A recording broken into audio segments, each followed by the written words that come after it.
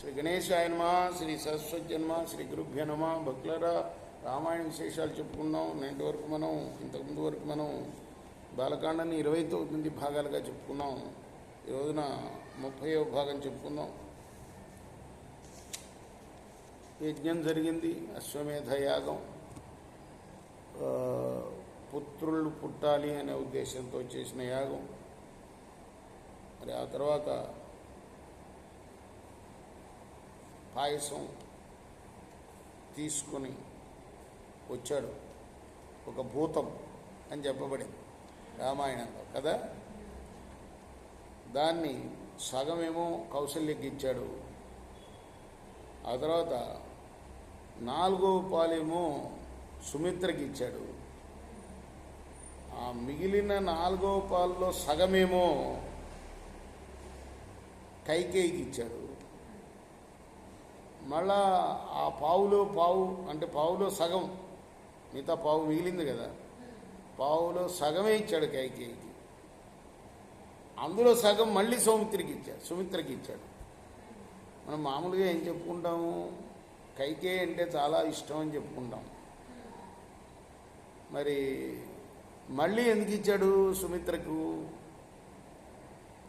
అంటే దాని అంతరార్థం మనం గ్రహించేది ఏంటంటే సుమిత్ర అంటేనే ఎక్కువ ఇష్టం అని అనుకోవచ్చు. సాధారణంగా కైకేయి చాలా ప్రియమైన భార్య దశరథుడికి అంటాం కదా. కానీ ఇక్కడ సుమిత్రకి రెండోసారి ఇచ్చాడు. అది విశేషం. ఆ పాయసాన్ని పొంది వాళ్ళు పరమానంద పడిపోయారు భార్యలు. తర్వాత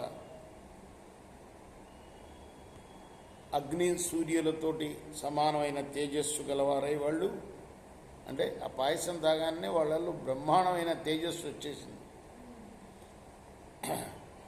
గర్భవతులయ్యారు. అది తెలుసుకున్న వాళ్ళైన దేవతలందరూ కూడా చాలా అందపడ్డారు. ఇటు దేవేంద్రుడిలాగా వెలిగిపోయాడు దశరథ మహారాజు. తన భార్యలు గర్భవతులు తెలిసి దశరథ మహారాజుకి స్వయంగా విష్ణువు పుట్టటానికి ఉద్యమిస్తూ ఉండగా బ్రహ్మ అందరు దేవతలకి చెప్పాడు,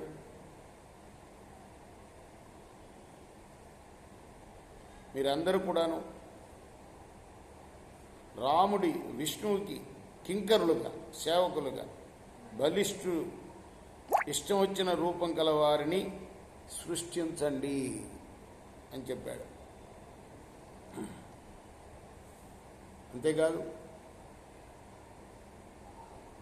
బాగా మాయలు తెలిసిన వాళ్ళని, పరాక్రమశాలుర్ని, వాయువుతో సమానమైన వాళ్ళని, బాగా యుక్తులు తెలిసిన వాళ్ళని, బుద్ధిమంతుల్ని, విష్ణువుతో సమానమైన శౌర్యం కలవాళ్ళని, పరులకు చంప అలవికాని వారిని, ఇన్ని లక్షణాలు, ఇన్ని విశేషాలతో సామాధి జయోపాయాలు బాగా తెలిసిన వాళ్ళని, దివ్య దేహ సంపన్నుల్ని, అన్ని అస్త్రాలని ప్రయోగించడం ఉపసంహరించడం తెలిసిన వాళ్ళని, అమృతం తాగిన దేవతల్లాగా చావులేని వారిని, మీ పరాక్రమంతో సాటి అయిన పరాక్రమం గల వానరులని, ఉత్తమ అప్సరస్థ స్త్రీల యందును గంధర్వ స్త్రీల యందును సృష్టించండి. ఇది విశేషం, చాలామందికి తెలియని విశేషం. ఎవరిలో సృష్టించాలి? వాళ్ళని విష్ణువుకి సహాయంగా, కింకరులుగా, సహాయంగా, సేవకులుగా. సహాయంగా అనకూడదు, అంటే విష్ణువు సహాయం ఎవరు చేస్తారు? ఆయనే అన్ని స్వరూపాలు. అయితే సేవకులుగా వీళ్ళని ఉత్తమమైన అప్సరస స్త్రీల యందు, గంధర్వ స్త్రీల యందు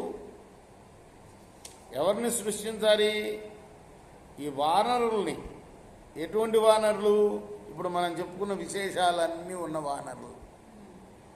మాయలు ఎరిగిన వారిని, దేవతలంతటి పరాక్రమం గల వాళ్ళని, అమృతం తాగిన వాళ్ళలాగా చావు లేని వాళ్ళని, ఇన్ని విశేషాలు చెప్పారు ఇందులో. అటువంటి వానరుల్ని అప్సరస స్త్రీల యందు, గంధర్వ స్త్రీల యందును సృష్టించండి బ్రహ్మగారు చెప్పారు. విష్ణువు ఉద్యుక్తుడయ్యే సమయంలో దేనికి ఉద్యుక్తుడవుతున్నాడు ఆయన? దశరథుడి భార్యలకు పుట్టాలని, నలుగురుగా పుట్టాలని ఉద్యమిస్తున్న సమయంలో. అలానే ఇంకా చెప్తున్నాడు, పూర్వం ఎలుగుబంట్లలో శ్రేష్ఠుడైన జాంబవంతుడు నా చేత సృష్టించబడ్డాడు.